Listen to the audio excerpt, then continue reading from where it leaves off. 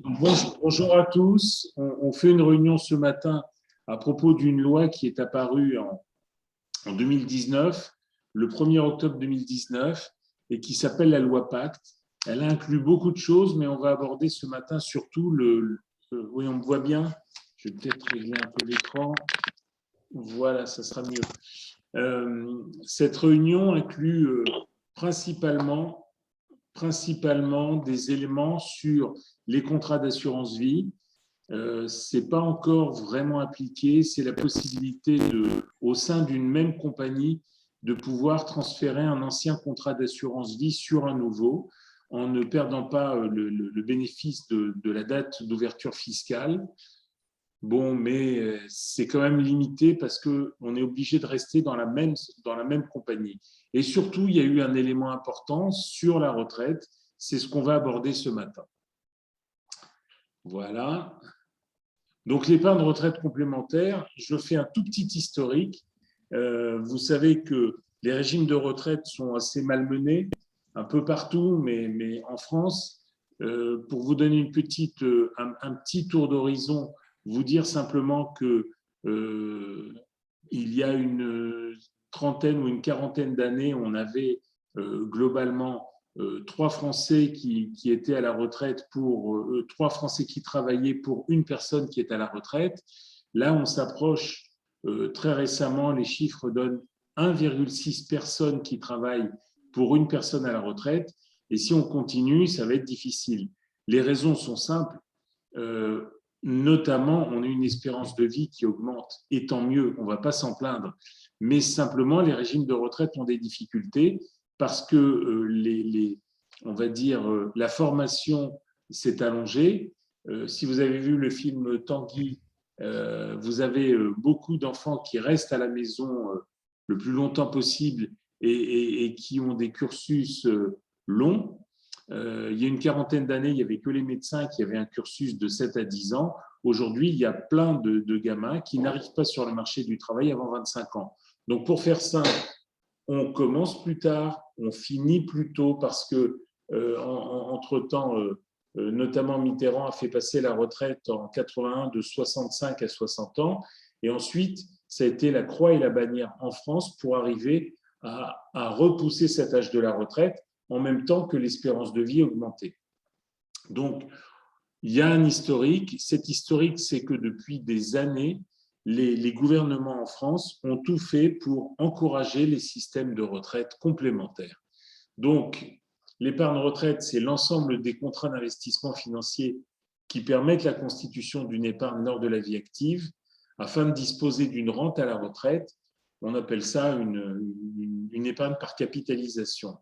Et dans le cadre de la retraite en France, elle est constituée la plupart du temps par des versements périodiques. Les sommes sont bloquées jusqu'au départ à la retraite et ensuite transformées en rente viagère ou, dans de rares cas, versées sous forme de capital. Jusqu'au 1er octobre 2019, c'était exactement ça. Alors, je ne vais pas rester très longtemps, mais il faut quand même en parler. À un moment donné, les politiques ont compris qu'il fallait apporter un avantage fiscal à cette épargne retraite, un avantage fiscal qui soit incitatif. Donc, les premiers qui ont été servis, et on n'est jamais mieux servi que par soi-même, ça a été les fonctionnaires. Donc, le régime s'appelle préfonds retraite, ça date de 1968. Vous voyez, c'est très ancien. Évidemment, les versements sont déductibles fiscalement et la sortie en rente, évidemment, fiscalisée. Ça veut dire que le sujet qu'on est en train d'aborder ce matin, c'est pour ceux qui ont vécu en France, bien évidemment, qui ont cotisé à un ou plusieurs régimes complémentaires de retraite et qui, effectivement, aujourd'hui, doivent en sortir d'une manière ou d'une autre. Donc, il y a des petites subtilités, on va voir ça. Le premier régime complémentaire, ça a été la préfonds.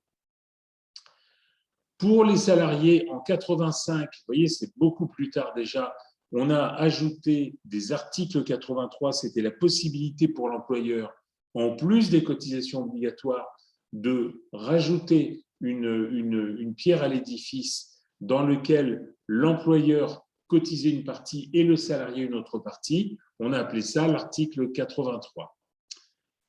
Comme toujours, les versements sont déductibles. Et comme toujours, au moment de la retraite, les rentes s'additionnent à vos retraites, à vos pensions de retraite, à vos revenus locatifs, et donc on doit payer des impôts sur ces retraites. Il y a une retraite complémentaire donc des libéraux et également des articles 62 du CGI, c'est-à-dire les gérants majoritaires d'entreprises, également les agriculteurs. Moi, dans toute ma carrière, je n'en ai eu qu'un seul, mais ça existe. C'est la loi Madelin qui date du 11 février 1994. Donc là, petit à petit, on essaye d'apporter de nouvelles briques pour que toutes les personnes qui ont été laissées de côté jusqu'à présent puissent cotiser. Donc, en premier, les fonctionnaires, en deuxième, les salariés, mais à travers une décision collective de la part du chef d'entreprise. Donc, si on est dans une entreprise où il n'y a pas eu de mise en place de ce contrat, on n'a pas la possibilité de déduire. En 1994, Alain Madelin propose la loi Madelin et permet pour les professions libérales de pouvoir, avant de payer l'impôt, déduire de la protection sociale, des mutuelles, des régimes de prévoyance et surtout les retraites. Donc, comme toujours, les versements sont déductibles fiscalement, c'est un gros avantage, et la sortie en rente est bien sûr fiscalisée. Et l'attractivité de ce contrat était cependant modérée par une sortie en rente obligatoire, ce que, en général, les Français n'aiment pas trop. Et puis est passé Fillon, avec une retraite complémentaire pour tous. Ça date, c'est pas très vieux, ça date du 21 août 2003 avec la loi Fillon qui permet, en plus des fonctionnaires et des libéraux, de pouvoir, lorsqu'on est salarié, décider de cotiser pour sa retraite en déduisant les cotisations fiscalement. Le régime colle complètement aux autres. C'est vraiment la même chose. Il y a là, et par contre, le gros avantage, c'est que les salariés peuvent le faire de manière individuelle, indépendamment de ce que le patron aura décidé de faire ou pas. Alors, les contrats s'appellent des PERP, Plan Épargne Retraite Populaire. Tous les Français peuvent y cotiser vraiment sans limite. Les versements sont déductibles fiscalement. La sortie, cette fois-ci, on a introduit une petite notion de capital, puisqu'on peut sortir un maximum de 20% de toute son épargne sous forme de capital au moment du départ en retraite. Et évidemment, la rente sur les 80% restants d'épargne sont traduits en rente. Évidemment, cette rente est fiscalisée. Alors, l'évolution donc du 1er octobre 2019, qui est la loi Pacte, c'est toujours la possibilité de déduire fiscalement ces versements.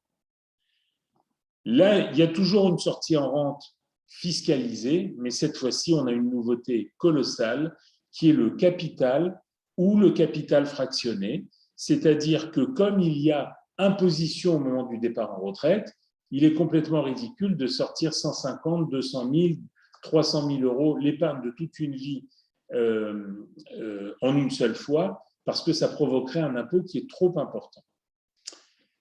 Là, je suis toujours en France pour le moment.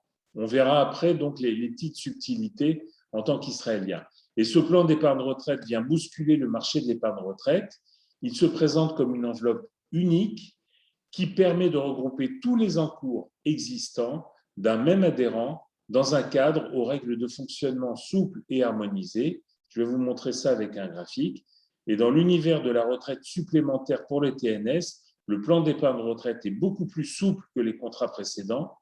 Aucune obligation annuelle de versement. On a envie de verser, on verse. On n'a pas envie, on ne verse pas. Et on a des cas de rachat anticipé et de sortie jusqu'à 100% en capital. Alors, je ne rentre pas trop dans les détails des sorties anticipées. Ça ne nous concerne pas trop, mais juste vous dire qu'en cas d'acquisition de résidence principale, eh bien, c'est un cas de figure où son épargne retraite, on peut la récupérer en une fois.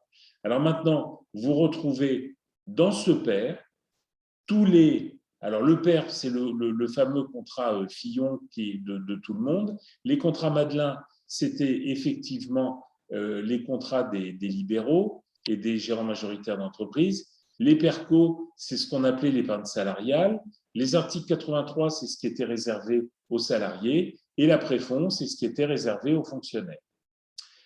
Et tout ça, ça peut rentrer dans un plan épargne retraite. Donc, ce n'est plus la peine d'avoir des petits bouts à droite à gauche avec des sorties en capital qui sont obligatoires. L'idée, c'est de tout ramener dans un pair qui est infiniment plus souple. Et puis surtout, on a une uniformisation de la gestion. Ben voilà, je parlais d'uniformisation dans un contrat unique qui, surtout, peut recueillir les droits ouverts dans tout autre contrat de retraite. Donc, tout ce que vous avez et qui n'est pas encore traduit en rente peut être récupéré dans un PER avec une sortie en capital. On va passer assez vite. À l'intérieur, il y a des poches individuelles. La voilà à gauche. On a une poche individuelle, c'est pour tout ce qu'on avait cotisé individuellement à travers un contrat Madelin ou à travers un contrat PERC. On a une enveloppe collective pour ce qu'on appelle l'épargne salariale. Et puis, on a une enveloppe catégorielle pour tout ce qui vient des régimes de salariés. Et dans les deux premiers, on a une sortie au choix en capital ou en rente. Malheureusement, pour les articles 83, c'est-à-dire ce que vous avez acquis en tant que salarié, c'est toujours une sortie en rente obligatoire. Alors maintenant, il serait temps, puisque je m'adresse à des non-résidents ou à des futurs non-résidents, il est temps de vous parler de la convention fiscale franco-israélienne. Cette convention, elle est ancienne. Hein. Le but, c'est d'éviter évidemment les doubles impositions et de prévenir l'évasion et la fraude fiscale en matière d'impôt sur le revenu et d'impôt sur la fortune. Donc, c'est important. Elle a été signée le 31 juillet 1995 à Jérusalem. Et donc, il y a notamment un article 18 qui parle des pensions, qui est très important. Donc, sous réserve des dispositions du paragraphe 2 de l'article 19, que je vous montrerai juste après, regardez, les pensions, rentes viagères et autres rémunérations similaires payées à un résident d'un État contractant ne sont imposables que dans cet État.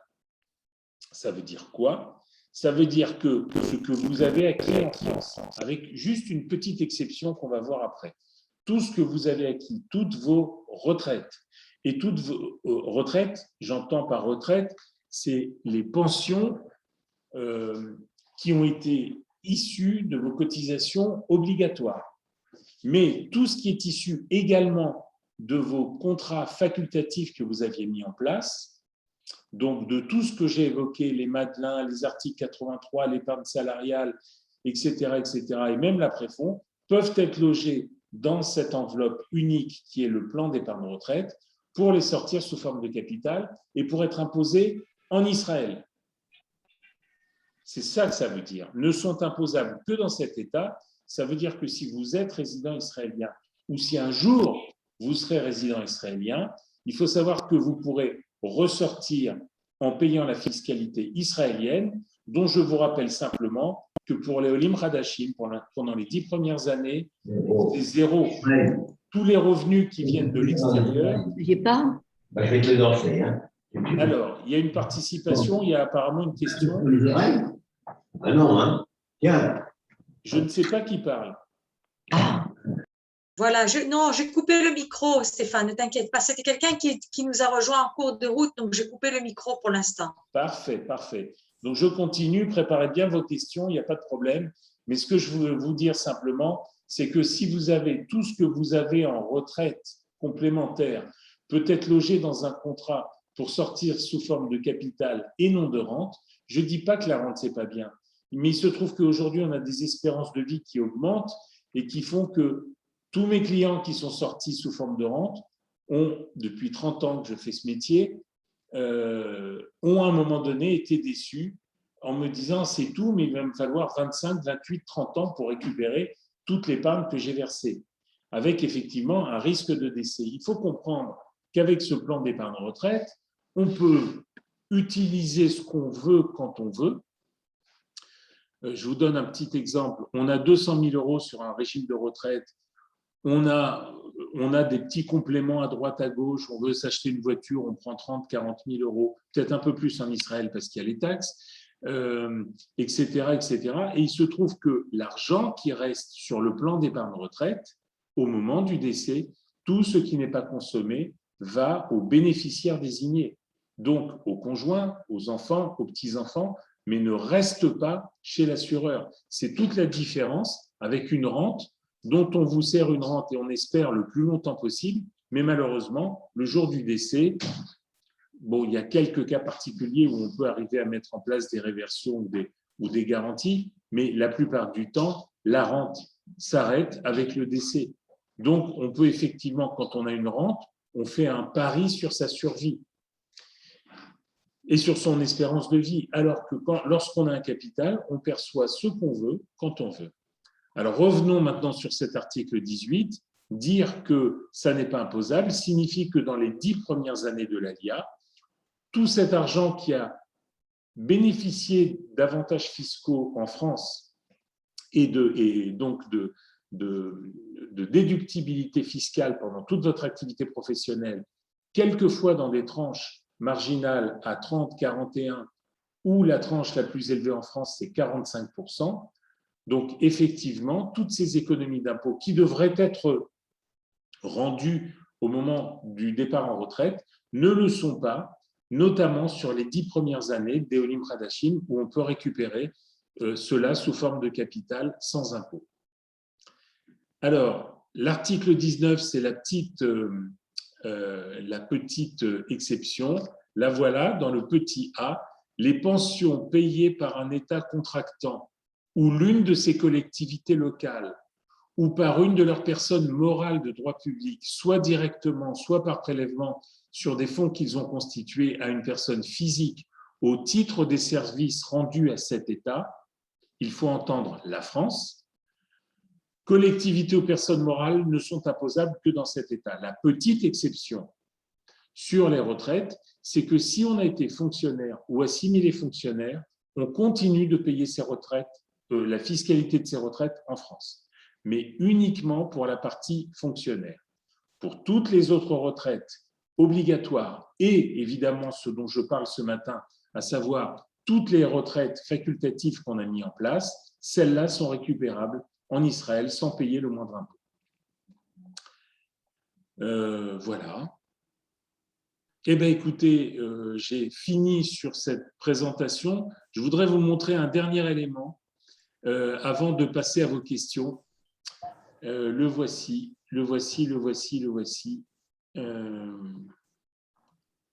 Voilà, ça a été assez difficile pour moi comprenez-le, de me battre avec, hop, voilà, on va se mettre ici.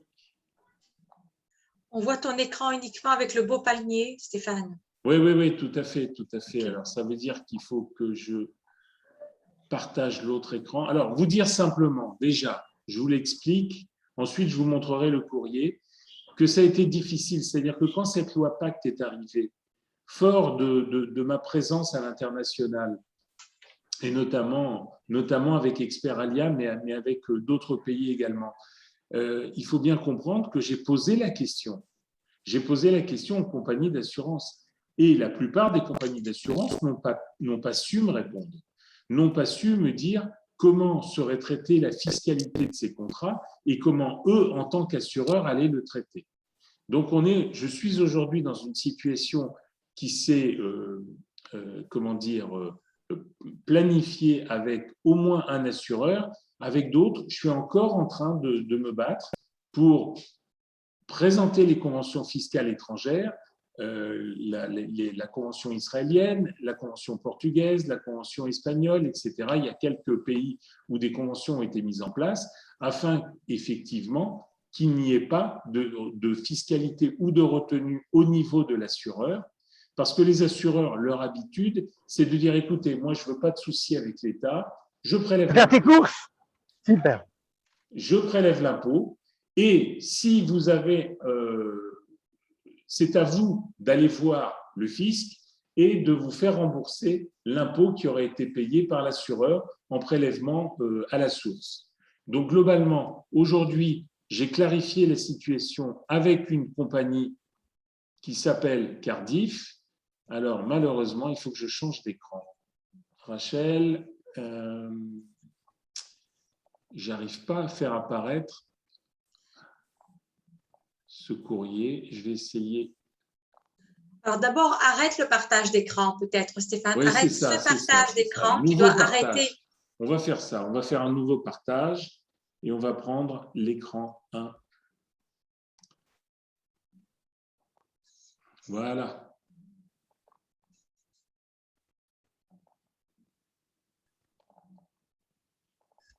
Pourquoi ça n'ouvre pas? Écoutez, j'ai un petit problème technique. Donc, vous allez me croire sur parole. Je vais vous lire ce courrier. Mais on le voit, hein, le courrier. Vous on le voit, voyez, Stéphane, mais on ne le voit pas en zoom. Tu dois agrandir. Oui, oui, je sais, mais j'essaye de l'ouvrir et malheureusement, il n'ouvre pas. Peut-être là, bah non. Non, j'arrive pas à l'ouvrir. Alors, vous le voyez en tout petit sur la droite de l'écran? Oui. Parfait. Donc, je fais suite aux échanges, ça date du mois d'août 2020.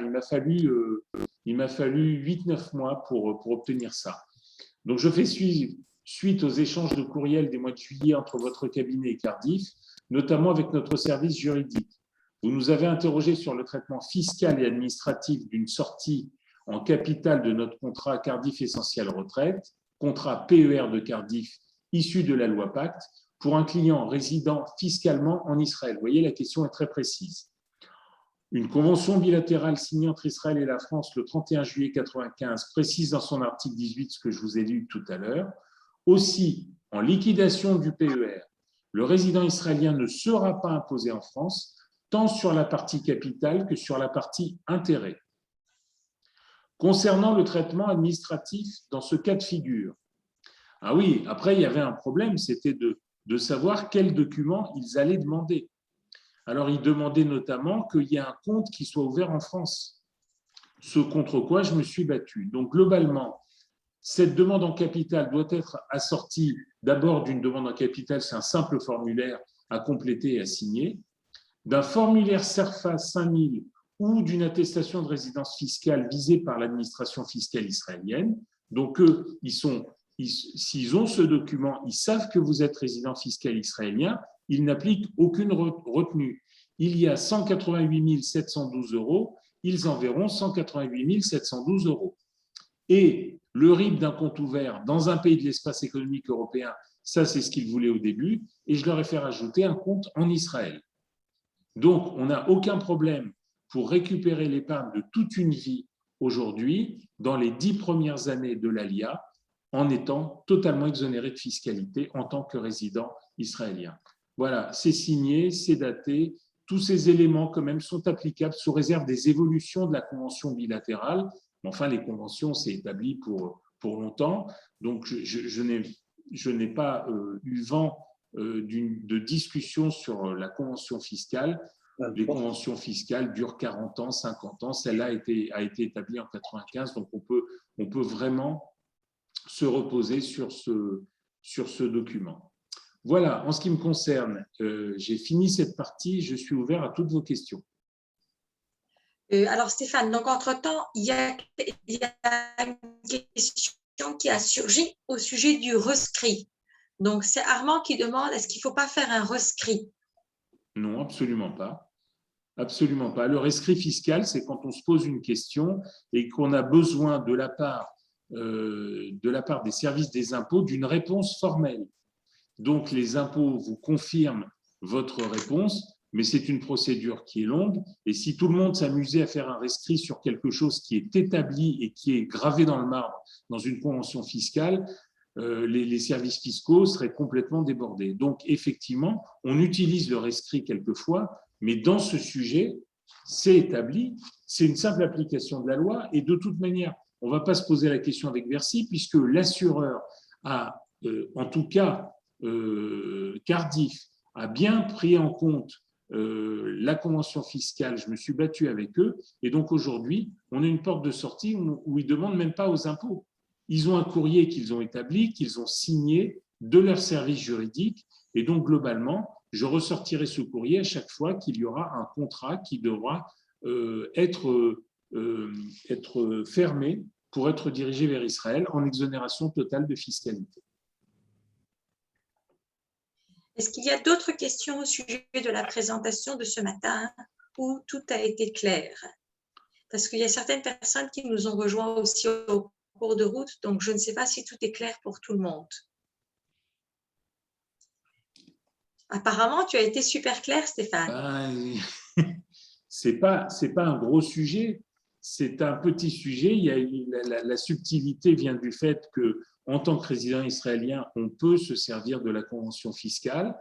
Et effectivement, c'est dommage de sortir sous forme de rente pendant de longues années, d'autant plus que la plupart des compagnies d'assurance avec lesquelles ces rentes sont mises en place n'ont pas forcément fait ce travail de convention fiscale. Donc, il va falloir, avec toutes les sociétés dans lesquelles vous avez déposé des sommes, les récupérer sous forme de rente au lieu d'un capital, et deux, devoir vous battre pour ne pas payer d'impôts. Voilà, donc sachez simplement que ces transferts sont ouverts tout le temps. C'est très long, très très long. Les transferts qu'on a demandés d'une compagnie à l'autre, le plus rapide que j'ai eu, ça a été 3 mois et demi, 4 mois, et j'en ai un qui a été bloqué un peu plus d'1 an. Donc, en règle générale, on envoie des relances, on envoie des courriers de plus en plus agressifs, et au bout d'un moment, l'assureur ne peut pas faire autrement que de se soumettre à la loi. Un client qui demande un transfert, ça a été mis en place par le législateur, et en toute logique, il y a un délai légal maximal de 5 mois. Donc, voilà, il faut le plus rapidement possible enclencher ces transferts. Bon, évidemment, se poser la question de ce qu'il y a chez Cardif, mais dites-vous bien une chose, je n'ai rien à vous vendre ce matin, mais sachez que si j'ai essayé d'obtenir une réponse avec ce contrat-là, c'est parce que je considère que sur tous les contrats du marché, c'est un des meilleurs, sinon le meilleur. Donc, on retrouvera dans ce contrat un maximum de fonds pour une gestion de qualité. Toujours pas de questions? Non, pas de questions, Stéphane, c'est magnifique. Tu as été super clair apparemment. Bon, alors, s'il n'y a pas d'autres questions, je vais vous remercier. Je vous enverrai un email tout à l'heure avec les coordonnées de Stéphane, si vous avez une conversation avec lui. Et bon, je vous remercie, je vous souhaite une bonne journée. Au revoir. Merci à à bientôt, tous. au revoir. Merci, au revoir. Au revoir. Merci, au revoir. Au revoir.